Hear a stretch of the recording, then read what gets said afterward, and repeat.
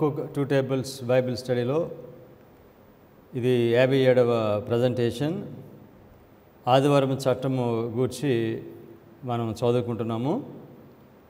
ప్రార్థన చేసుకుని వాక్యాన్ని ప్రారంభించుకుందాం.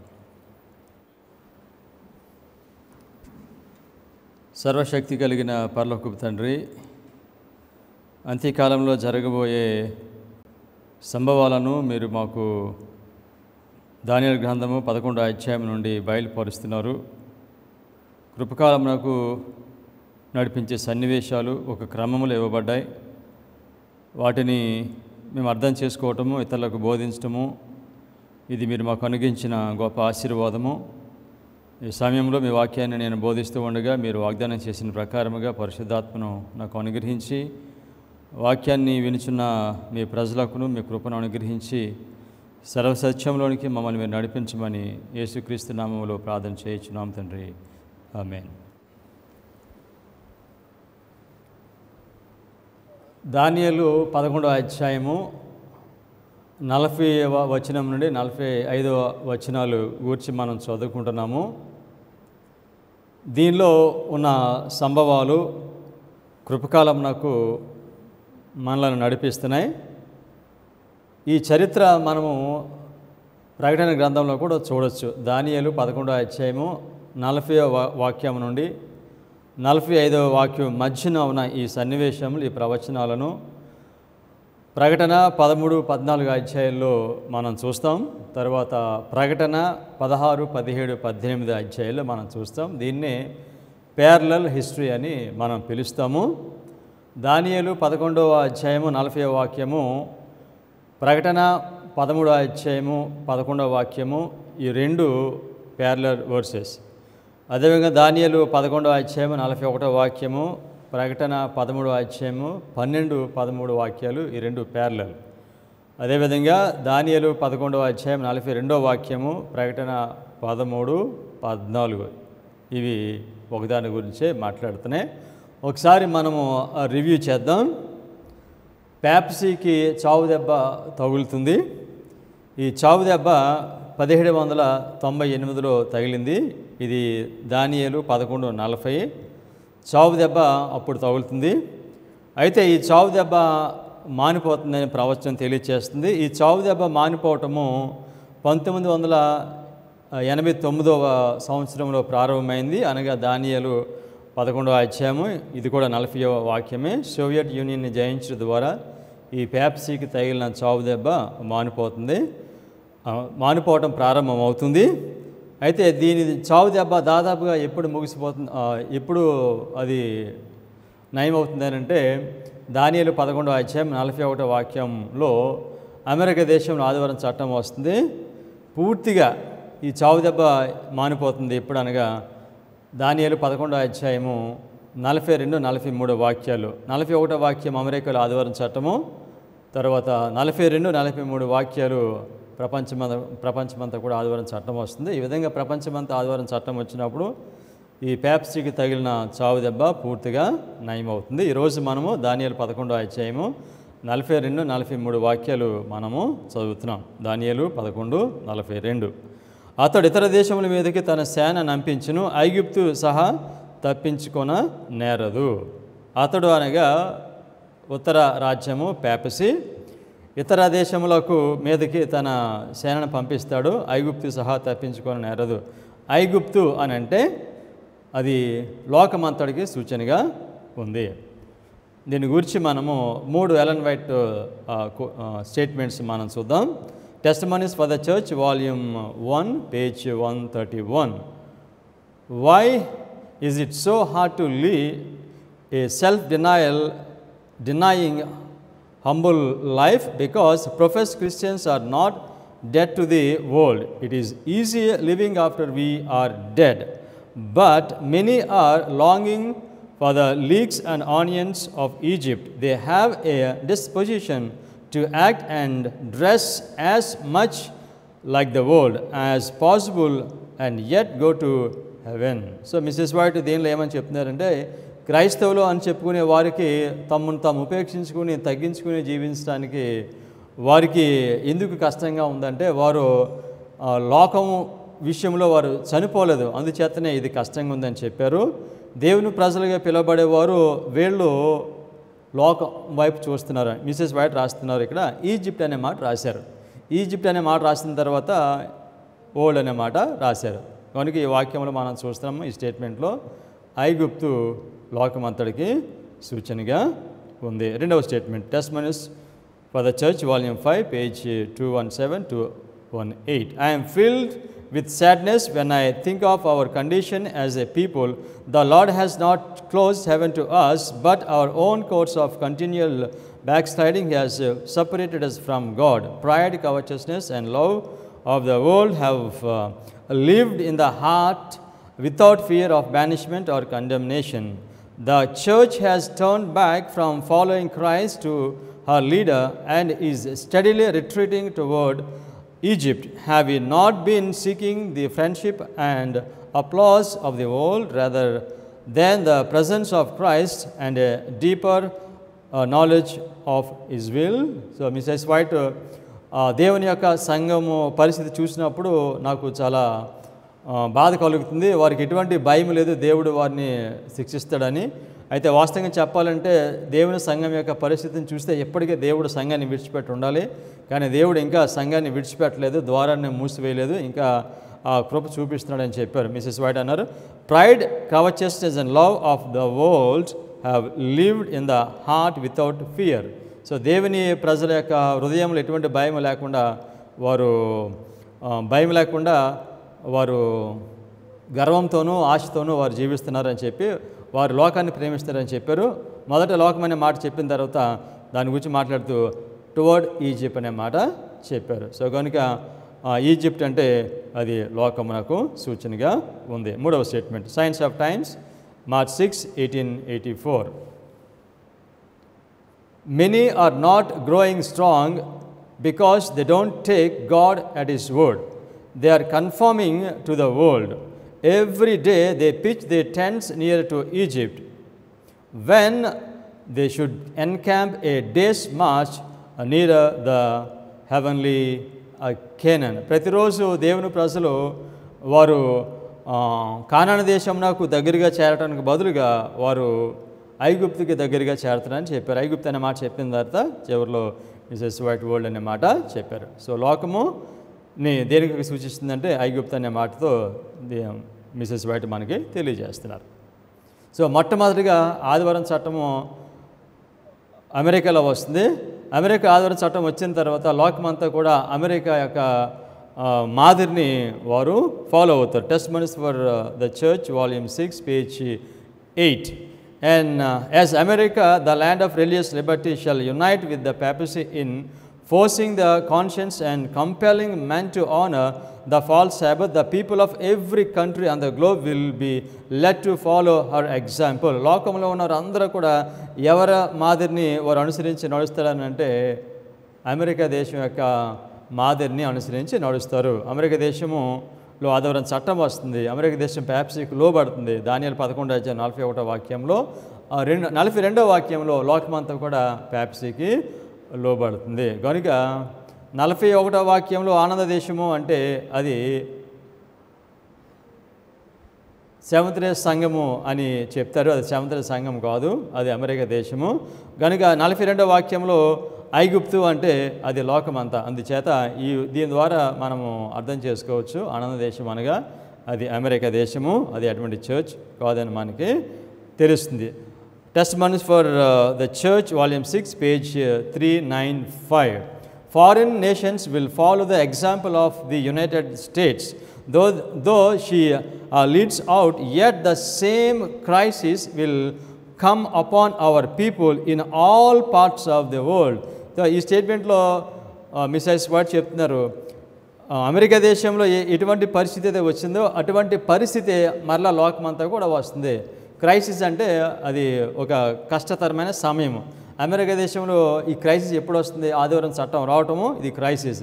ఇదే క్రైసిస్ మళ్ళీ లోకమంతా కూడా ఇదే పరిస్థితి లోకమంతా కూడా వస్తుందని మిసెస్ వైట్ ఈ స్టేట్మెంట్ ద్వారా మనకి తెలియజేస్తున్నారు. కనుక 2 సార్లు ఆదివారం చట్టం వస్తుంది. ఒకటి అమెరికా దేశంలో, దాని తర్వాత రెండవదిగా లోకమంతా కూడా వస్తుంది. ఇప్పుడు అమెరికా దేశంలో ఆదివారం చట్టం రావడానికి పరిస్థితులన్నీ కూడా అనుకూలిస్తున్నాయి. ప్రకటన 13వ అధ్యాయము 14వ వాక్యము. ప్రకటన 13:14.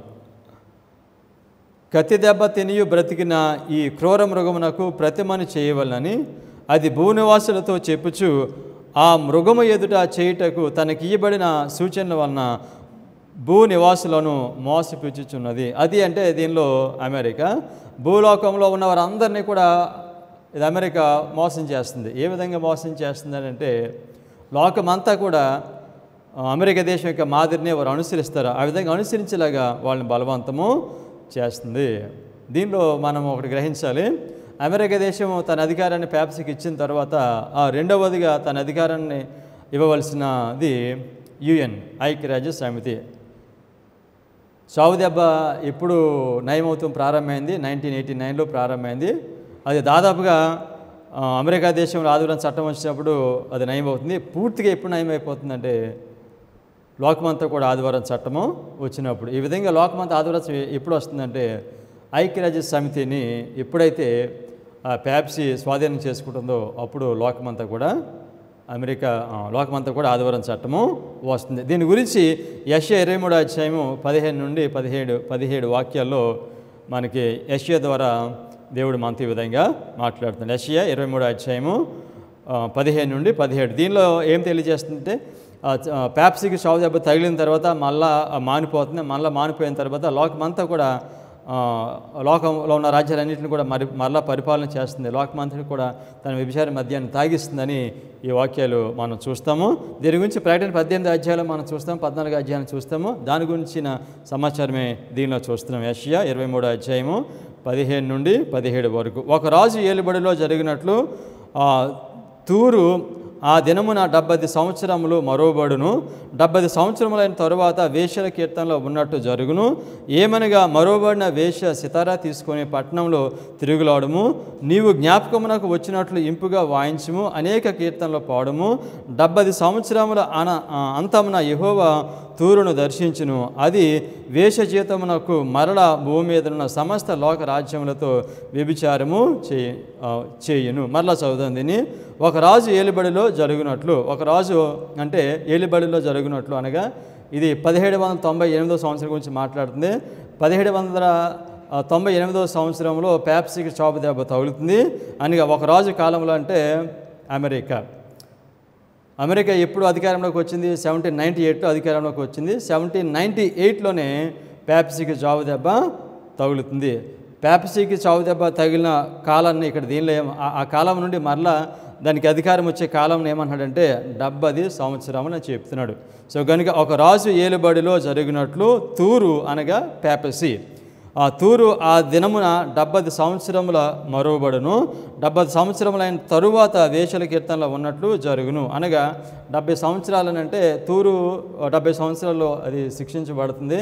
కానీ 1844 తర్వాత కాల ప్రవచనాలు లేవు కనుక ఈ 70 వారాలు అనేది సింబాలిక్.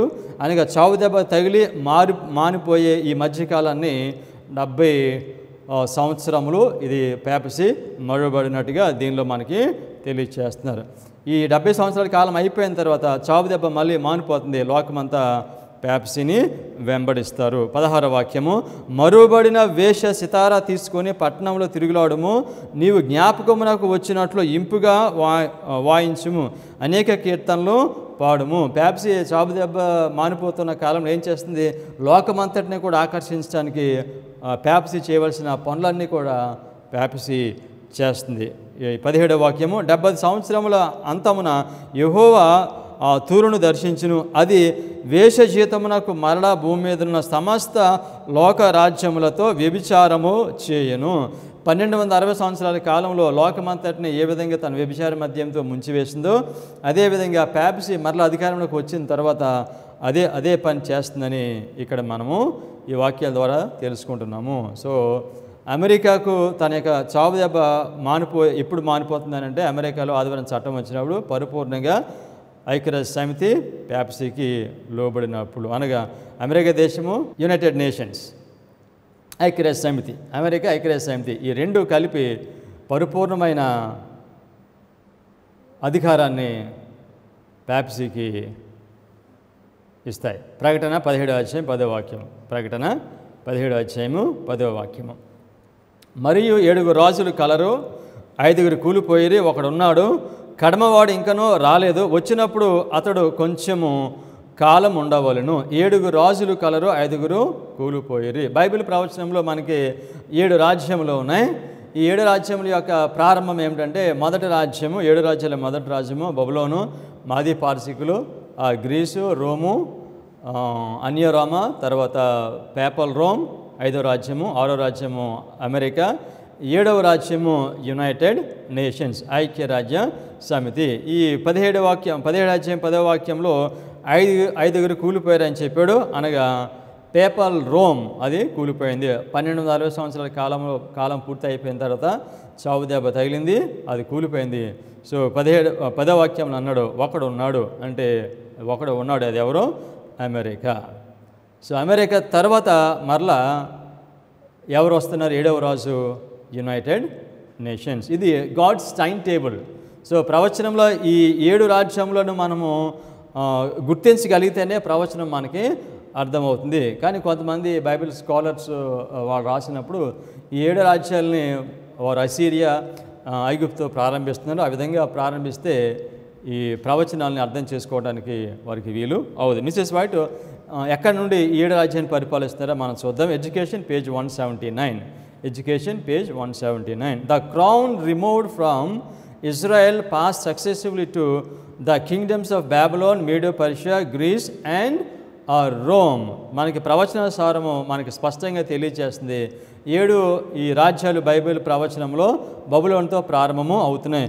అయితే అసీరియా, ఐగుప్తు అని ఎందుకు బోధిస్తున్నారనంటే, మనం అడ్వెంటిస్ట్ వారంలో చాలామంది వాళ్ళు బైబిల్ ఇంటర్ప్రిటేషన్ ప్రిన్సిపల్స్ దేవుడు మనకి ఇచ్చినవి కాకుండా వారు ప్రొటెస్టెంట్స్వి, క్యాథలిక్స్ తీసుకున్నారు. అందుచేత వారి యొక్క ఇంటర్ప్రిటేషన్లో పొరపాటు జరుగుతుంది. కనుక మనం బయట వాళ్ళ యొక్క ఇంటర్ప్రిటేషన్ తీసుకుంటే ప్రవచన సారాన్ని మనము అలక్ష్యము చేస్తాము. ప్రకటన 17వ అధ్యాయము 12వ వాక్యము. నీవు చూచిన ఆ 10 కొమ్ములు 10 మంది రాజులు, వారు ఇది వరకు రాజ్యము పొందలేదు, కానీ ఒక గడియ క్రూర మృగంతో కూడా ఆ రాజు వలె అధికారము పొందుదురు. నీవు చూచిన ఆ 10 కొమ్ములు 10 మంది రాజులు. ఈ 10 కొమ్ములు 10 మంది రాజులు ఎవరంటే ఐక్యరాజ్య సమితి, యునైటెడ్ నేషన్స్. దీనిలో వారు ఇదివరకు రాజ్యము పొందలేదు. వీళ్ళు 10 మంది గురించి మాట్లాడుతూ వారు ఇదివరకు రాజ్యములు పొందలేదు అని చెప్పలేదు. ఇక్కడ సింగులర్ ఏకవచనం ఉపయోగిస్తున్నాడు. అంటే ఇది ఒక రాజ్యము. 10 కొమ్ములు 10 మంది రాజులు, ఇది ఒక రాజ్యము. అది ఐక్యరాజ్య సమితి. ఇది 7వ రాజ్యము బైబిల్ ప్రవచనంలో అమెరికా తర్వాత ఇది వస్తుంది. ఇది ఏం చేస్తుంది? ఒక గడియ క్రూర మృగంతో కూడా రాజు వలె అధికారము పొందును. ఒక గడియ ఇది క్రూర మృగంతో అధికారం పొంది పరిపాలన చేస్తుంది. ఒక గడియ అంటే బైబిల్ ప్రవచనంలో అది ఆదివారము చట్టము. అమెరికా ప్రపంచమంతా కూడా ఆదివారం చట్టం వచ్చిన తర్వాత మళ్ళా కృపకాలం ముగిసేంత వరకు ఉన్న సమయాన్ని ఒక గడియ అని మనకి ప్రవచనం ద్వారా మనము అర్థం చేసుకుంటున్నాము. ఎప్పుడైతే ఐక్యరాజ్య సమితి 7వ రాజ్యం యునైటెడ్ నేషన్స్ ప్యాప్సీకి అధికారం ఇస్తుందో అప్పుడు ఒక గడియ కాలము ప్రారంభమవుతుంది. అది ఆదివారం చట్టం వచ్చేంత వరకు కూడా, లోకమంతా ఆదివారం చట్టం వచ్చి కృపకాలు ముగిసేంత వరకు కూడా అది ఒక గడియ. దానియేలు 12వ అధ్యాయము 1వ వాక్యంలో మిఖాయేలు నిలబెడతాడు. మిఖాయేలు నిలబెట్టము లోకమంతటికి కృపకాలము ముగించడానికి సూచనగా ఉంది. కనుక అమెరికా అధికారం ఇచ్చిన తర్వాత ప్యాప్సీకి ఐక్యరాజ్య సమితి కూడా అధికారం ఇస్తుంది. అప్పుడు ఐక్యరాజ్య సమితి ప్యాప్సీతో కలిసి పరిపాలన చేస్తారు. ఈ విధంగా పరిపాలన చేయటము అదే యూనివర్సల్ సండే లా.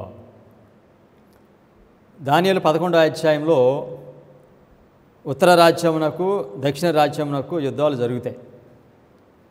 చివరికి మనం వచ్చేసరికి 2 రాజ్యాలు ఉంటాయి, ఉత్తర రాజ్యము, దక్షిణ రాజ్యము.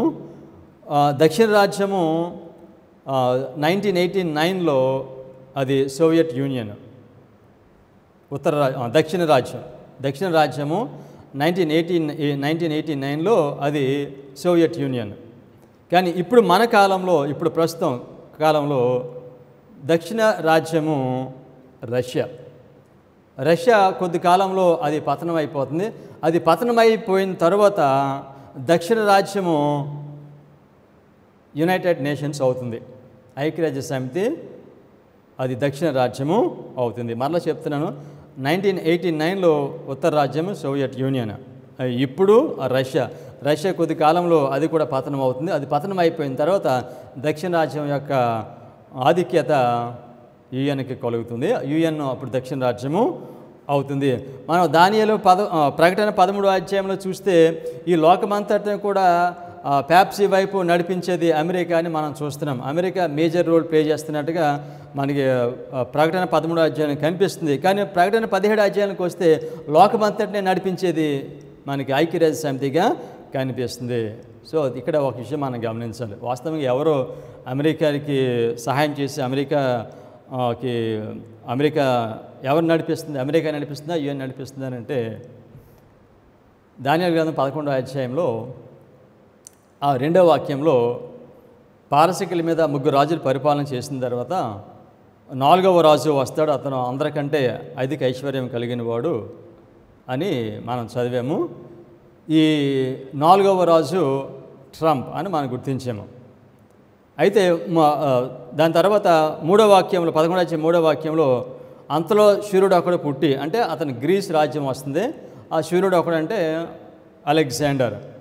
2వ వాక్యంలో ఉన్న అధిక ఐశ్వర్యం కలిగిన వాడు ట్రంపే అవుతున్నాడు. అదేవిధంగా 3వ వాక్యంలో ఆ సూర్యుడు ఒకడు పుట్టి అలెగ్జాండర్ కూడా, ఆ గ్రీస్ కూడా, అది కూడా ట్రంప్కే సూచిస్తుంది. ఇది ఎలా అని అంటే, మాదీ పార్సికులు యుఎస్కి సూచనగా ఉన్నారు ట్రంప్. అదేవిధంగా గ్రీస్ కూడా అది అమెరికాకి ట్రంప్కే సూచనగా ఉంది. అది ఎలానంటే, అమెరికాలో ఆదివారం చట్టం వచ్చిన తర్వాత అమెరికా ఏం చేస్తుందనంటే లోకం అంతటిని కూడా ఆ యుఎన్లో చేరమని అది ప్రోత్సహిస్తుంది. ఆ విధంగా ప్రపంచంలో దేశాలన్నీ కూడా యుఎన్ అధికారం కింద వస్తారు. యుఎన్ అధికారం కిందకు వచ్చిన తర్వాత యుఎన్ని పరిపాలన చేసేది ట్రంపే. ఫస్ట్ కింగ్, ఈ 10 రాజ్యాల్లో మొట్టమొదటి రాజు ట్రంప్ అవుతాడు. ట్రంప్కి అధికారం వస్తుంది కనుక గ్రీకుని పరిపాలించేది ట్రంపే అవుతున్నాడు, మాదీ పార్సికుని పరిపాలించేది ట్రంపే అవుతున్నాడు. అనగా దీని అర్థం ఏమిటంటే, ఆదివారం చట్టం వచ్చినప్పుడు ఎవరు ఇస్తున్నారు అధికారము? ట్రంపే ఇస్తున్నాడు. యూనివర్సల్ సండేలో వచ్చినప్పుడు కూడా అధికారం ఇచ్చేది ట్రంపే ఇస్తాడు. సో ఈ విధంగా 2వ అధ్యాయంలో ఉన్నది, 3వ అధ్యాయంలో ఉన్నది, ఈ 2 వాక్యాల్లో ఉన్న రాజు ట్రంప్నే సూచిస్తుంది. కారణం ఏంటంటే యుఎన్కి ట్రంపే హెడ్ అవుతాడు. ఈ మధ్యకాలంలో ఒక ఫాల్స్ తిరుగుతుంది. ఏమేనంటే ట్రంప్ చనిపోతాడు, ట్రంప్ చనిపోయిన తర్వాత ఆయన కుమారుడు రాజు అవుతాడని చెప్తున్నారు. బైబిల్ ప్రవచన ప్రకారంగా చూస్తే ఆ విధంగా లేదు. సో గ్రీక్ అది యుఎన్కి సూచనగా ఉంది, ప్రపంచం నాకు సూచనగా ఉంది. Testimonies to ministers page 38. Testimonies to Ministers, page 38. Kings and rulers and governors have placed upon themselves and brand of Antichrist and are represented as the dragon who goes to make war with the saints. దీనిలో Kings and rulers and governors. So లోకంలో ఉన్న రాజులు అందరూ కూడా తన అధికారానికి ఎవరికి ఇస్తారో? డ్రాగన్కి ఇస్తారు. కనుక దీనిలో మనం చూస్తున్నాము, డ్రాగన్ అంటే ఎవరు? ఘటసర్పము. ఘటసర్పం అంటే యుఎన్, 10 రాజ్యములు కలిగిన రాజ్యము. సో పాత నిబంధన గ్రంథంలో మనం చూస్తాము, యెజబెలు, ఆహాబు, బయలు, ప్రవక్త, 3-fold యూనియన్. యెజబెలు ప్యాప్సీకి సూచనగా ఉంది, ఆహాబు యుఎన్కి ఐక్యరాజ్య సమితికి సూచనగా ఉంది, బయలు ప్రవక్త అబద్ధ ప్రవక్త అమెరికాకు సూచనగా ఉంది. ప్రకటన 17వ అధ్యాయము 13వ వాక్యము. వీరు ఏకాభిప్రాయము గలవారై తమ బలమును అధికారమును ఆ మృగమునకు అప్పగింతురు. వీరు అనగా యునైటెడ్ నేషన్స్. వారు ఆ మృగమునకు తన అధికారాన్ని వాళ్ళు ఇస్తారు. యెజబెలు, ఆహాబు వీళ్ళిద్దరిని మనం చూస్తే యెజబెలు సంగమనకు సూచనగా ఉంది, పేపసీ. ఆహాబు ఎన్ని ట్రైబల్స్ని ఆయన పరిపాలన చేస్తాడు? 10. అది యూనియన్ సూచనగా ఉంది. బయలు ప్రవక్త అంటే అబద్ధ ప్రవక్తలో. అమెరికా దేశం నిజమైన ప్రవక్తగా ఉండాలి, కానీ అది అబద్ధ ప్రవక్త అయింది. సో ఇప్పుడు వీరందరూ కూడా వారి అధికారాన్ని ప్యాపసీకి ఇస్తారు. సో వారి అధికారాన్ని ప్యాపసీకి ఇవ్వటం అంటే దాని అర్థం ఏమిటనంటే, ప్రపంచంలో ఉన్న ఆర్థిక వ్యవస్థ, సైనిక వ్యవస్థ, ఆర్థిక శక్తి, సైనిక శక్తి, ఈ రెండు కూడా ప్యాపసీకి ఇవ్వటము జరుగుతుంది. ప్రకటన 17:14 వాక్యము. వీరు గొర్రెపిల్లతో యుద్ధం చేతురు కానీ గొర్రెపిల్ల ప్రభువులకు ప్రభువును రాజులకు రాజున ఉన్నందున తనతో కూడా ఉండిన వారు పిలువబడిన వారే, ఏర్పరచబడిన వారే, నమ్మకమైన వారే ఉన్నందున ఆయన ఆ రాజులను జయించును. వీళ్ళకి అధికారం వచ్చిన తర్వాత, ప్యాపసీకి అధికారం వచ్చిన తర్వాత ఏం చేస్తారు? వీరు గొర్రెపిల్లతో యుద్ధము చేస్తారు. గొర్రెపిల్ల ప్రభువులకు ప్రభు, రాజులకు రాజు ఉన్నందున తనతో కూడా ఉండిన వారు పిలువబడిన వారే, ఏర్పరచబడిన వారే, నమ్మకమైన వారే ఉన్నందున ఆయన ఆ రాజులను జయించును. సో మొదట్లో అమెరికా దేశంలో ఆదివారం చట్టం వచ్చిన తర్వాత, ప్రపంచమంతా ఆదివారం చట్టం వచ్చిన తర్వాత దేవుని ప్రజలను హింసించడం జరుగుతుంది. కానీ చివరికి గొర్రె పిల్లలే గెలుస్తుందని ఈ వాక్యంలో మనము చూస్తున్నాము. దేవుని ప్రజలకు ఆదివారం చట్టం వచ్చినప్పుడు వాళ్ళకి శ్రమలు వస్తాయి, కానీ చివరికి వారు గెలుస్తారు. అమెరికా ప్యాపసీకి అధికారం ఇస్తే అది అమెరికా దేశంలో ఆదివారం చట్టము. యుఎన్ఓ తన యొక్క అధికారాన్ని ప్యాపసీకి ఇస్తే అది ప్రపంచమంతా వచ్చే ఆదివారం చట్టము, యూనివర్సల్ సండే లా. దానియేలు 11:42 వాక్యంలో అతను దేశం మీదకి వెళ్ళి ఐగుప్తును సహా ఆయన జయిస్తాడని చెప్పబడిన మాట. ప్యాపసీ లోకమంతటిని కూడా జయిస్తుంది. లోకమంతటిని ఎప్పుడు జయిస్తుందంటే, ఎప్పుడైతే 7వ రాజ్యము, ఐక్యరాజ్య సమితి, యునైటెడ్ నేషన్స్ తన అధికారాన్ని ప్యాపసీకి ఇస్తారో అప్పుడు అమెరికా దేశాన్ని అంతటిని కూడా జయించినట్టు. ప్రపంచమంతా కూడా ఆదివారం చట్టము వస్తుంది. ప్యాపసీకి ప్రపంచాన్ని అంతటిని పరిపాలించే ఈ శక్తి, ఈ అధికారము ఎలా తనకుంటుందో 43వ వాక్యము మనకి తెలియజేస్తుంది. దానియేలు 11:43 వాక్యము. అతడు విలువగల సమస్త బంగారు వెండి వస్తువులను, ఐగుప్తు యొక్క విలువగల వస్తువులన్నిటినీ వశపరుచుకొని లూబీలను కూషీలను తన పాదసేవకులుగా చేయును. ఏం చేస్తాడో ఈ ప్యాపసీ? విలువగల సమస్త బంగారు వెండి వస్తువులను స్వాధీనం చేసుకుంటాడు. తర్వాత కూషీలను, లూబీలను పాదసేవకులుగా చేసుకుంటాడని చెప్పారు. దీనిలో మనం ఇద్దరిని మనం చూడాలి, లూబీలు తర్వాత కూషీలు. ఈ లూబీలు ఎవరో, ఈ కూషీలు ఎవరు, వీళ్ళు ఎవరికి సూచనగా ఉన్నారు? ప్యాపసీ అమెరికాని అంతటి పరిపాలన చేయాలంటే ప్రపంచంలో ఉన్న ప్రపంచంలో ఉన్న సైనిక బలమంతా కూడా దానికి సపోర్ట్ చేయాలి. అదేవిధంగా ఆర్థిక వ్యవస్థ కూడా తన స్వాధీనంలోనికి రావాలి. లూబీలు ఎవరు అని అంటే, వీళ్ళు ఐగుప్తు దేశమునకు పొరుగువారు. వీళ్ళు చాలా పేద దేశము. వీళ్ళు ఎప్పుడు కూడా ఐగుప్తును మీద యుద్ధం చేసి వారిని గెలిచి ఆ సంపదని స్వాధీనం చేసుకుని వీళ్ళ ధనికులు అవ్వాలని వీళ్ళు ఎప్పుడూ ప్రయత్నం చేస్తారు. అందుకని వీళ్ళ రాజు ఆయన ఏం చేస్తాడంటే, ఐగుప్తు బార్డర్స్లో ఆయన పెద్ద పెద్ద టన్నల్స్ కడతాడు. కట్టి ఆ టన్నల్స్లో నుండి పెద్ద పెద్ద ట్రక్సే వెళ్ళిపోయేంత పెద్ద టన్నల్స్ కడతాడు. ఎందుకనగా వారి మీద ఏ సమయం అయినా సరే ఐగుప్తు మీద యుద్ధం చేసి దాన్ని గెలవాలని. కానీ ఎప్పటి నుంచో ఈ లూబీలకి ఆ కోరిక ఉంటుంది ఐగుప్తుని గెలవాలని. కానీ ఎన్ని ప్రయత్నాలు చేసినా వీళ్ళు గెలవలేరు. వీళ్ళు పేద దేశంగానే ఉంటారు. లూబీలు ఎవరికి సూచనగా ఉన్నారంటే, ప్రపంచంలో ఉన్న అన్ని పేద దేశములకు, పోర్ కంట్రీస్కి లూబీలు సూచనగా ఉన్నారు. తర్వాత కూషీలు, వీళ్ళు రిచ్ కంట్రీస్కి సూచనగా ఉంది. వాస్తవంగా చెప్పాలంటే లూబీలు ఐగుప్తు కంటే గొప్పవాళ్ళు. కానీ ఐగుప్తీలు లూబీల కంటే గొప్పవాళ్ళు ఎందుకు అయ్యారంటే, కూషీల యొక్క ధనాన్ని వీళ్ళు స్వాధీనం చేసుకుని, వస్తువులను వీళ్ళు స్వాధీనం చేసుకుని ప్రపంచమంతా కూడా వాటిని అమ్మి వాళ్ళు ధనవంతులు అయ్యారు. అందుచేత ఈ కూషీలు ఎవరికి సూచనగా ఉన్నారనంటే, వారు ప్రపంచంలో ఉన్న ధనిక రాజ్యములకు రాజ్యాలకు వారు సూచనగా ఉన్నారు. సో దీనిలో 43వ వాక్యంలో లూబీలను కూషీలను తనకు పాద సేవకులుగా చేయనంటే ఈ ప్రపంచంలో ఉన్న అన్ని దేశాలని, పేద దేశాలని, తర్వాత ధనిక రాజ్యాలన్నింటినీ కూడా పెప్సీ స్వాధీనము చేసుకుంటుంది. అంటే వీళ్ళందరూ కూడా వారి యొక్క సైనిక బలాన్ని, వారి యొక్క ఆర్థిక బలాన్ని వీళ్ళు పెప్సీకి అప్పగిస్తారు. ఇర్మియా 46వ అధ్యాయము 8-9 వాక్యములు. ఐగుప్తుల దండు నైలు నది వలె ప్రవహించుచున్నది. ఐగుప్తు దండు నైలు నది వలె ప్రవహించుచున్నది. ఐగుప్తు అంటే లోకమంతా. ఐగుప్తు దండు నైలు నది వలె ప్రవహించుచున్నది. దాని జనములు తణుకున్నట్లుగా అది వచ్చుచున్నది. నేను ఎక్కి భూమిని కప్పెదను, పట్టణమును దాని నివాసులను నాశనము చేసేదను. గుర్రములారా ఎగురుడి, రథములారా రేగుడి, బలాఢ్యులారా బయలుదేరుడి.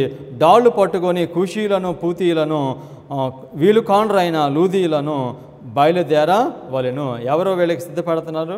ఎవరి యొక్క శక్తిని ఉపయోగించుకున్నాడు? కూషీలు, లూదీలు. సో ఆయన సైనిక బలము, ఆర్థిక బలాన్ని ఉపయోగించుకుంటాడు. ఈ రెండు ఉపయోగించుకుని పెప్సీ ప్రపంచాన్ని పరిపాలన చేస్తుంది, ఇష్టానుసారంగా చట్టాలను చేస్తుంది. యెహెజ్కేలు 38వ అధ్యాయం 5వ వాక్యము.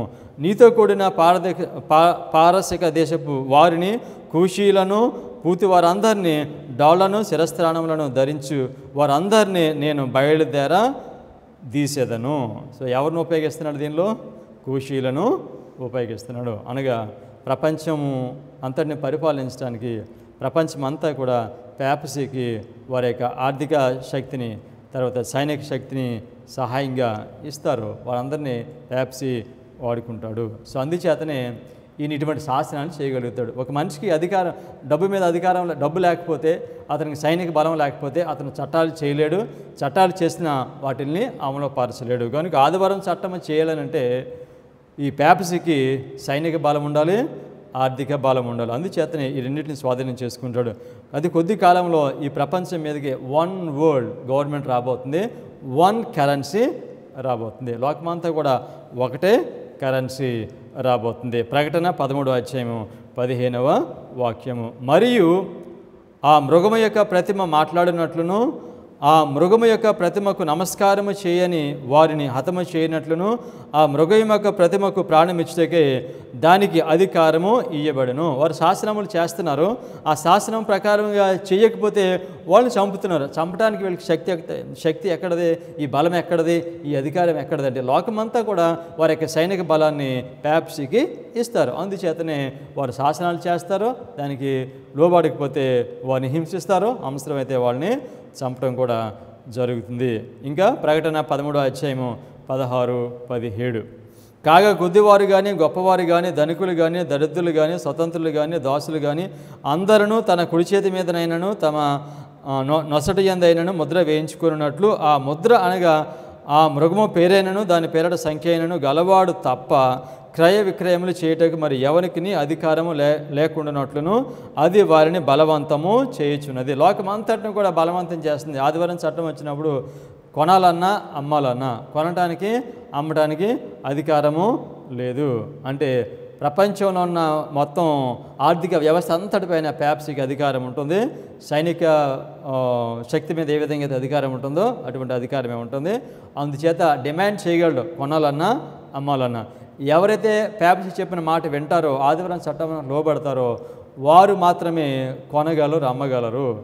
ఎవరైతే దానికి లోబడరో వారు కొనటానికి అమ్మటానికి వారికి అవకాశము ఉండదు. అది కొద్ది కాలంలో ఆదివారం చట్టం రాబోతుంది. దేవుని ప్రజలకు గొప్ప పరీక్ష రాబోతుంది. Great controversy page 604. Great controversy page 604. Fearful is the issue to which the world is to be brought. So లోకమంతా కూడా ఒక భయపడే సంభవము లోకంలో జరగబోతుంది. అదేంటో తర్వాత చెప్తున్నారు. The powers of the earth uniting to war against the commandments of God will decree that all, both small and great, rich and poor, free and bond, Revelation 13:16, shall conform to the customs of the church by observance of the false Sabbath. All who refuse compliance will be visited with the civil penalties, and it will finally be declared that they are deserving of death. ఈ second లైన్లో ఏమన్నారు? The powers of earth. లోకంలో ఉన్న శక్తులు ఏమిటి? ఈ ప్రపంచంలో అందరికంటే శక్తి కలిగిన మనిషి పాపసీ. 3 పవర్స్ ఉన్నాయి. ఆ 3 పవర్స్ ఏమిటంటే America, papacy, UNO. The powers of earth. ఈ 3 కొలుస్తాయి. దీన్ని ప్రకటన 16:13 మనం చూస్తాము. మృగము, ఘటసర్పము, అబద్ధ ప్రవక్త. These are the powers of the earth. So ఈ 3 ఒకటైతే దీన్నే 3-fold యూనియన్ అని పిలుస్తారు. ఈ 3 ఒకటైతే అప్పుడు ఆదివారం చట్టం వస్తుంది, దేవుని ప్రజలకు హింస కలుగుతుంది. మొదటిగా ఈ 3 శక్తులు ఒకటైనప్పుడు ఆదివారం చట్టం వస్తుంది. ముందు వాళ్ళకి సివిల్ పెనాల్టీస్, చిన్న చిన్న పనిష్మెంట్సే ఇస్తారు. కానీ తరువాత కాలంలో ఎవరైతే వాళ్ళకి అవిధేయులుగా ఉన్నారో వాళ్ళని చంపమనే శాసనము వాళ్ళు చేస్తారు. ఈ విధంగా ఆదివారము చట్టం రాబోతూ ఉంది. పాపసీ మళ్ళా పరిపాలన చేయబోతున్నాడు. 1260 years కాలంలో ఏ విధంగా అయితే దేవుని భక్తులను హింసించి చంపారో అదేవిధంగా ఆదివారం చట్టం వచ్చినప్పుడు కూడా అటువంటి ఆ చరిత్రే మరలా పునరావృతము కాబోతూ ఉంది. అయితే ఎవరైతే పాపసీకి వారి అధికారం ఇచ్చారో 7 తెగుళ్ళు వచ్చిన తరువాత వాళ్ళు చేసిన పొరపాటు వారికి అర్థమవుతుంది. వాళ్ళు ఎవరికి అధికారం ఇచ్చారో వారిని చంపటానికి వెళ్తారు. ప్రకటన 17:16-17 నీవు ఆ 10 కొమ్ములు గల మృగమును చూచితివే, వారు ఆ వేశ్యను ద్వేషించి దానిని దిక్కులేని దానిగాను దిగంబరునిగాను చేసి దాని మాంసమును భక్షించి అగ్నిచేత దానిని బొత్తిగా కాల్చివేతురు. దేవుని మాటలు నెరవేరే వరకు వారు ఏకాభిప్రాయం గలవారే తమ రాజ్యమును ఆ మృగమునకు అప్పగించడం వలన తమ సంకల్పము కొనసాగించినట్లు దేవుడు వారికి బుద్ధి పుట్టించెను. నీవు ఆ 10 కొమ్ములు గల ఆ మృగమును చూచితివే, వారు ఆ మృగమును ద్వేషించి. వారు అంటే ఎవరో? యుఎన్ అంటే అంత్యకాలంలో లోకమంతా, ప్రపంచమంతా కూడా. అమెరికా పాపసీని వెనకుండా నడిపించేది యుఎన్ఏ. అమెరికా, యుఎన్ రెండు కలిసి నడిపిస్తారు. సో ఇప్పుడు వాళ్ళ మాటలు విని సహాయం తీసుకుని ప్రపంచంలో దేవుని ప్రజలందరినీ కూడా వారు హింసిస్తారు. కానీ తర్వాత కాలంలో అర్థమవుతుంది, 7 తెగుళ్ళ కాలంలో తెగుళ్ళు వస్తున్నాయి, విశ్రాంతి దినాన్ని గైకునే వాళ్ళు లోకంలో ఉన్నారు, వాళ్ళని చంపేస్తే తెగుళ్ళు ఆగిపోతాయని పాపసీ చెప్తాడు. చెప్పినప్పుడు మనుషుని హింసించినా కూడా ఆ తెగుళ్ళు ఆగవు. సో కనుక వాళ్ళు చేసిన తప్పుదే వాళ్ళు తెలుసుకుని వాళ్ళు పాపసీ మీదకి వెళ్ళి పాపసీని వాళ్ళు తిరుగుబాటు చేస్తారు దానిపైన. అది తర్వాత జరిగిపోతుంది. దానియేలు 11:42-43 యూనివర్సల్ సండే లా గురించి మాట్లాడుతుంది. యూనివర్సల్ సండేలా 7వ రాజ్యము, ఐక్యరాజ్య సమితి, యునైటెడ్ నేషన్స్ పాపసీకి తన అధికారం ఇచ్చినప్పుడు ప్రపంచమంతా కూడా ఆదివారం చట్టము వస్తుంది. దీని చావుదెబ్బ, పాపసీ చావుదెబ్బ మానుపడం ఎప్పుడు ప్రారంభమైంది? 1989. దాదాపుగా అమెరికాలో ఆదివారం చట్టం వచ్చినప్పుడు చావుదెబ్బ అవుతుంది. పరిపూర్ణంగా యుఎన్ఓ కూడా దానికి అధికారం ఇచ్చినప్పుడు చావుదెబ్బ పూర్తిగా మానిపోతుంది. 1260 సంవత్సరాల కాలంలో ప్రవర్తించినట్లుగా మళ్ళీ పాపసీ ప్రవర్తిస్తుంది. అయితే దీనిని బట్టి మనం నేర్చుకోవాల్సింది ఏమిటంటే కృపకాలము ముగించబడుతుంది. ఈ 6 వాక్యాల్లో చెప్పిన ఈ సంభవాలనే అన్నీ కూడా ఒక క్రమంలో జరుగుతున్నాయి. సో కనుక దేవుని ప్రజలకు బోధించవలసిన వర్తమానం ఏమిటంటే కృపకాలము ముగించబడే సమయము వస్తుంది. కనుక ఈ వర్తమానము మనల్ని కృపకాలంలో సిద్ధపరచడం కొరకు దేవుడు మనకి వీటిని ఇచ్చాడు. ప్రార్థన చేసుకుందాం.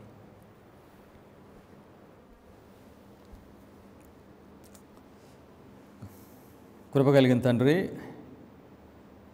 ప్రవచనాలు ద్వారా జరగబోయే సంగతులను చాలా స్పష్టంగా మీరు మీ సంగమునకు తెలియచేస్తున్నారు మా తండ్రి. ఇంకా తరువాత జరగవలసిన గొప్ప సంగతి.